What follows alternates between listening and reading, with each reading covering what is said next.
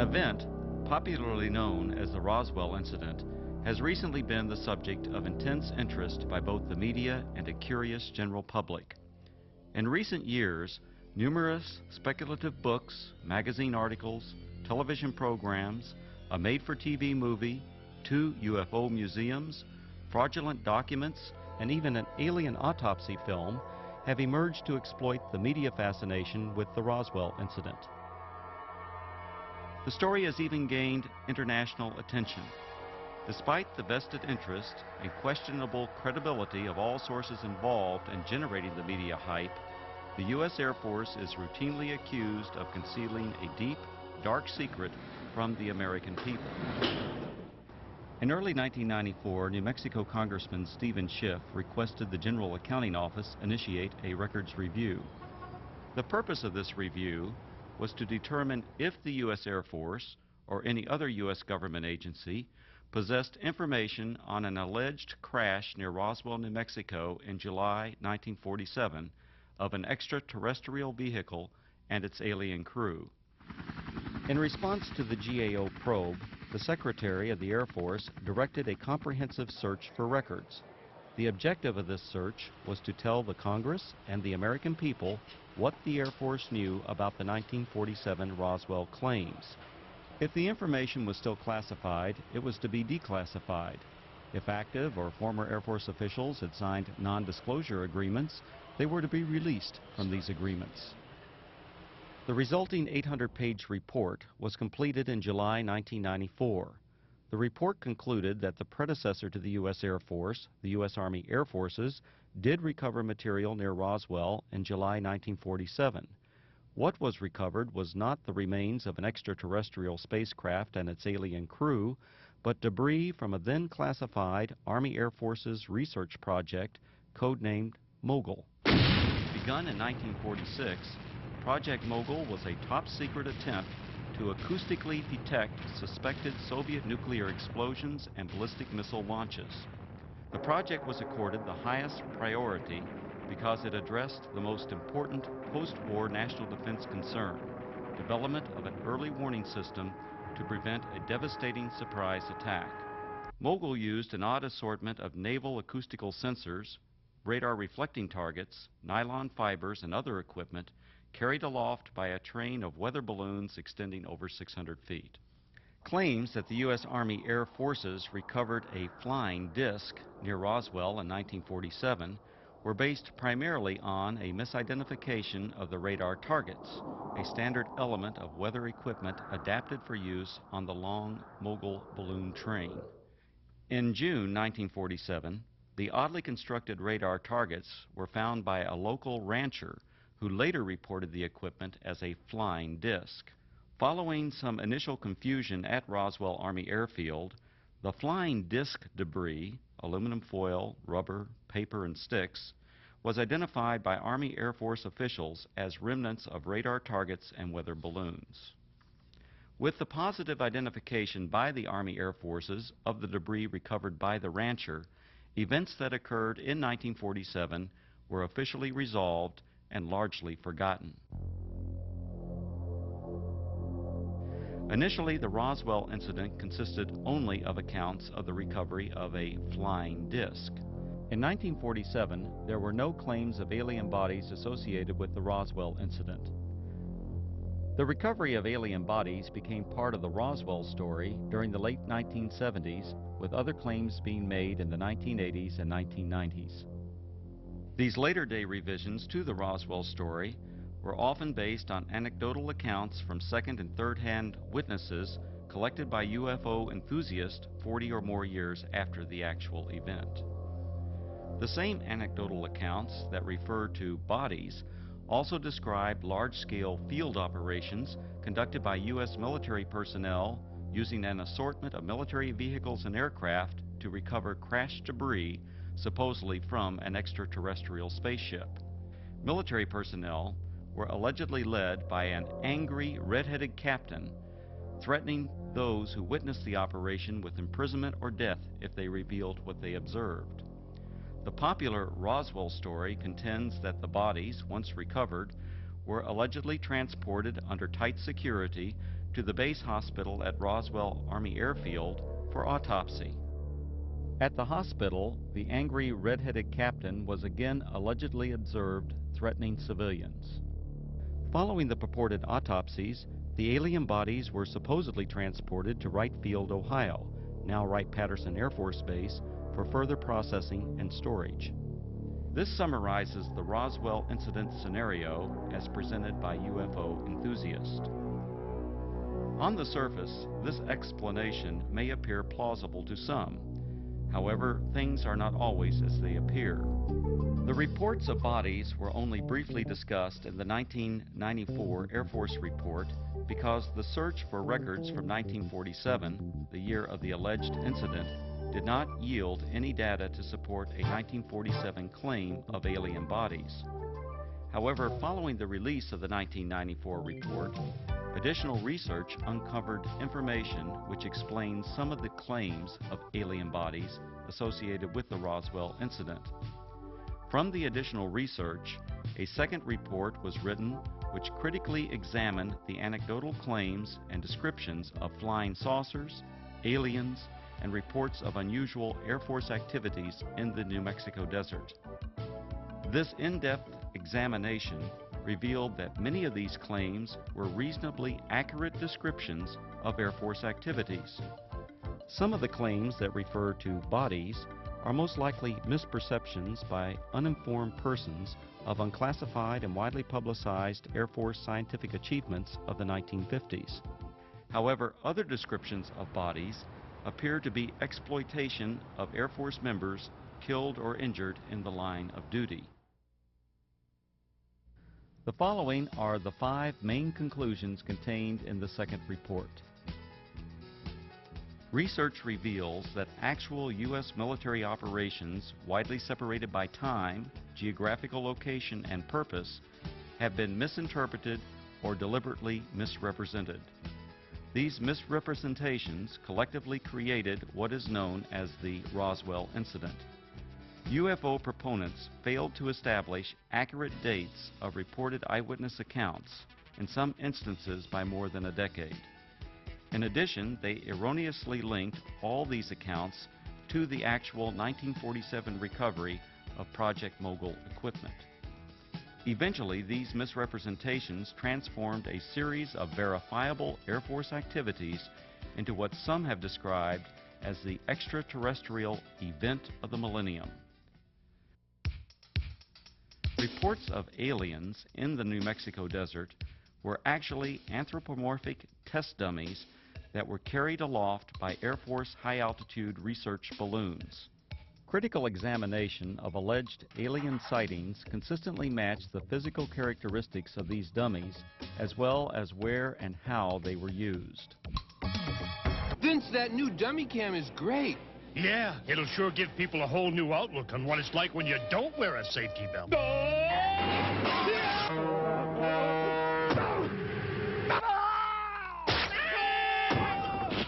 I think they'll get the picture. You could learn a lot from a dummy. Buckle your safety belt. Anthropomorphic dummies, also known as crash test dummies, are today easily identifiable and are even stars of their own successful auto safety advertising campaign. However, during the 1950s, public awareness was still decades away for these important scientific tools. From 1953 to 1959, anthropomorphic dummies were used by the U.S. Air Force Aeromedical Laboratory in projects High Dive and Excelsior. The project's main objective was to study methods for returning a pilot or astronaut safely to Earth by parachute if forced to eject at extremely high altitudes. For these tests, dummies were transported up to 98,000 feet by high-altitude balloons.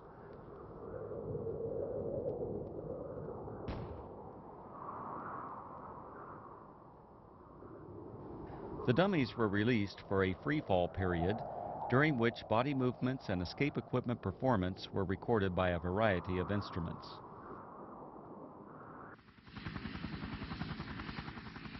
Many of the dummies landed outside the confines of military reservations and were regularly observed by local civilians.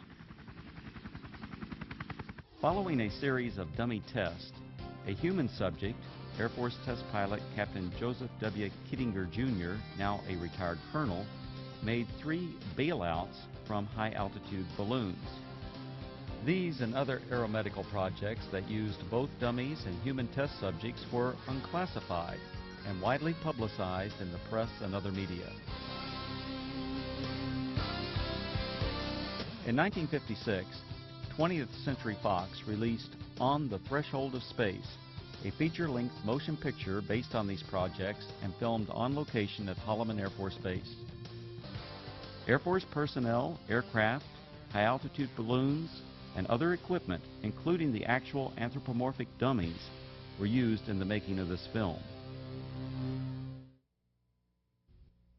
The eyewitness reports of military units that always seemed to arrive shortly after the alleged crash of a flying saucer were actually accurate descriptions of Air Force personnel engaged in high-altitude balloon and anthropomorphic dummy recovery operations. Since 1947, Air Force atmospheric research organizations at Holloman Air Force Base, New Mexico, have launched and recovered approximately 2,500 high-altitude balloons, many in the same areas of New Mexico where the Roswell incident allegedly occurred. Additionally, the equipment, vehicles, and procedures used by the Holloman Air Force Base Balloon Branch, the unit that conducted most of the launches, are the same as that described by the reputed witnesses who claimed they saw the recovery of the flying saucer and alien crew. These huge Air Force high-altitude balloons, launched by the Holloman Balloon Branch, carried aloft a wide range of sophisticated and, from most perspectives, odd-looking devices. Much of this equipment was experimental and represented for that era the latest in space-age technologies. Payloads ranged from simple radio transmitters to sophisticated satellite components and NASA space probes. In fact, qualification trials for the NASA Voyager Mars and Viking space probes were flown by Air Force high-altitude balloons during the late 1960s and early 1970s.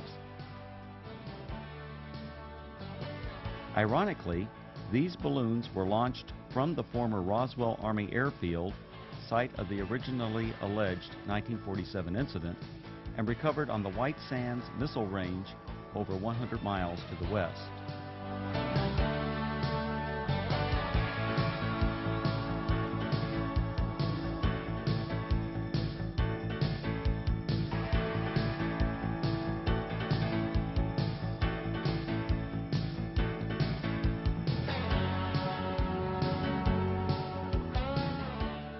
Recovering the balloon payloads was essential for accomplishing the scientific objectives of the high-altitude balloon program.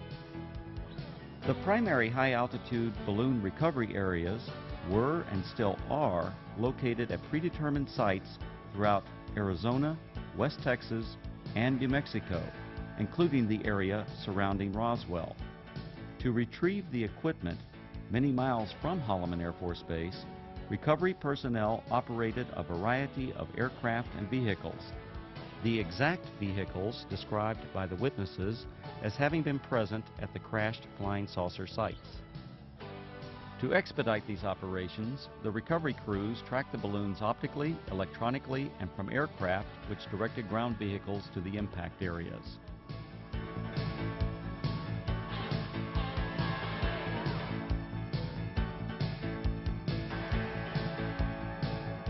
In several of the Roswell accounts, unsubstantiated allegations asserted that military personnel who retrieved equipment from rural areas of New Mexico intimidated and threatened civilians on the scene. On the contrary, Balloon Branch personnel enjoyed good relations with the local community and often solicited their assistance following a balloon or payload landing. In the course of their activities, recovery personnel rented or borrowed tractors, bulldozers, snowmobiles, and even pack mules from local residents. The payloads, parachutes, balloons, and circling chase aircraft often draw crowds of curious onlookers from the local community. In fact, so many civilians are often present at balloon or payload landing sites, the scenes were once described by balloon branch personnel as being like the circus coming to town. Here's what it looked like this afternoon, floating from east to west over town. It was way up there, all right, some 25 miles over our heads, the Air Force later told me. The giant helium-filled balloon eventually collapsed, falling to Earth like 1,000 pounds of cellophane, landing on the Gila Indian Reservation southwest of Phoenix. A short while later, we spotted this, a large parachute, perhaps 100 feet across. Dangling beneath it was some sort of a silver box that made a rather hard landing. This is what had been attached to that balloon, we would later find out. There were no markings on it, no way at all of telling what it was. Then the Air Force pulled up. Excuse me, we don't mean to be too nosy, but about 1 million people in Phoenix are dying to know. What is it? What is it? Yeah. This is a scientific payload that was launched from Holloman Air Force Base in New Mexico. How far are we? About 400 miles? Okay, it went up to approximately 125,000 feet in the air, carried aloft by an 11 million cubic foot balloon. So there you have it, an Air Force experiment to gather information on gases in the upper atmosphere. Thank goodness it was one of ours. Len Clements, News Center 10. In addition to high-altitude balloons, the Holloman Balloon Branch also launched low-altitude tethered balloons. These tethered balloons may have inspired at least one account of an alien craft associated with the Roswell Incident. In a popular book, the authors present a drawing of a crashed spaceship, allegedly given to them by an anonymous witness. When this drawing is compared to a photograph of an experimental tethered balloon flown at Holloman Air Force Base in March 1965, the similarities are undeniable.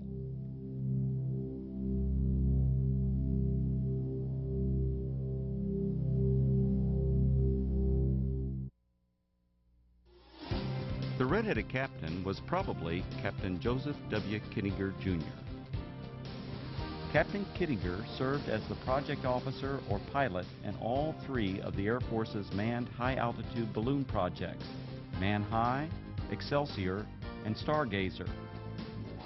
Captain Kittinger was present at many balloon and dummy launch and recovery sites throughout the southwest United States during the 1950s and early 1960s. However, other than the allegations made by UFO proponents, there is no evidence of any kind that Kittinger confronted or threatened civilians. Colonel Kittinger's achievements as an Air Force test pilot are legendary. He has the standing world record parachute jump from nearly 20 miles.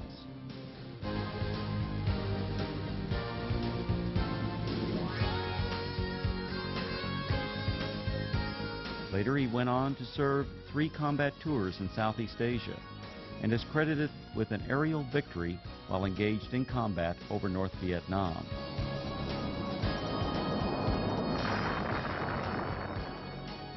After over 480 combat missions, Colonel Kittinger was shot down over North Vietnam and spent 10 months as a prisoner of war in the infamous Hanoi Hilton before being repatriated in March 1973.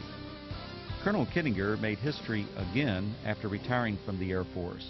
In 1984, he accomplished the first solo crossing of the Atlantic by balloon. The final and most disturbing conclusion of the second Roswell report is the apparent exploitation of Air Force members killed or injured in the line of duty to perpetuate the alleged sightings of alien bodies. Claims of bodies at the Roswell Army Airfield Hospital were likely a combination of several aircraft accidents and an unusual manned balloon mishap. One aircraft accident occurred on June 26, 1956. 11 Air Force members died when their fully loaded KC-97 tanker aircraft experienced a propeller failure 4.5 minutes after takeoff. The crash site was approximately 9 miles south of the former Roswell Army Airfield, renamed Walker Air Force Base in 1948. The badly burned bodies of the 11 crewmen were identified and processed at the Walker Air Force Base Hospital. The alleged claims of bodies at the base hospital can be traced to a single witness whose descriptions closely match the condition and the circumstances under which these victims were identified. Furthermore, claims of bodies attributed to specific Air Force personnel are unsubstantiated. Some of these individuals were not even present at Roswell Army Airfield in July 1947. The balloon mishap occurred during a low-level training mission for backup pilots in the Project Excelsior high-altitude manned balloon program. This unusual accident occurred approximately 10 miles northwest of Walker Air Force Base on May 21, 1959. One of the three crewmen, Captain Dan D. Fulgham, now a retired colonel, was injured during landing. Following the mishap, Captain Fulgham and the other balloon crew members were transported to the Walker Air Force Base Hospital via a chase helicopter that followed the training mission for emergency purposes. Upon arrival at the highly secure Strategic Air Command base, the balloon crew was met by armed Air Force security personnel who remained with the crew until their identities were confirmed. As the Excelsior project officer and instructor pilot for this mission, the red-headed Captain Kittinger accompanied the balloon crew to the hospital. At the Walker Air Force Base Hospital, Kittinger and Fulgham were apparently observed by individuals who later related this unusual incident. Elements of this actual event now appear to be part of the Roswell story. Captain Fulgham was treated for an injury that caused his head to swell beyond its normal size. The injury, described as a traumatic hematoma, was not serious. On a specially arranged flight several days after the accident, Fulgham returned to Wright-Patterson Air Force Base, Ohio, where he made a complete recovery. Fulgham went on to distinguish himself as a test parachutist and physiologist for the space program. He later flew F-4s in Southeast Asia, adding to his combat record as a fighter pilot during the Korean War.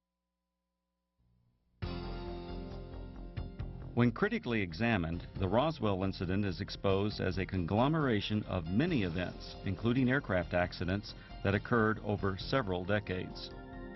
Misidentification of anthropomorphic dummies and experimental balloon-launched devices, combined with Air Force balloon operations portrayed as mysterious flying saucer and alien recovery teams, transformed verifiable events into what is now known as the Roswell Incident.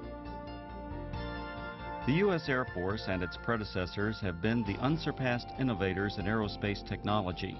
Legendary Air Force leaders throughout this century have used technological advances to establish the U.S. Air Force as a premier military service.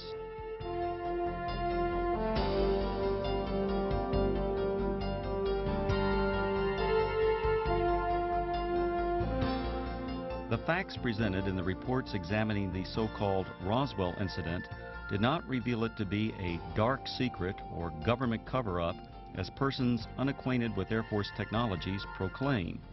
Instead, these studies identified a collection of events that exemplify the technological leadership, dedication to duty, and continuing noble sacrifices of the men and women of the United States Air Force.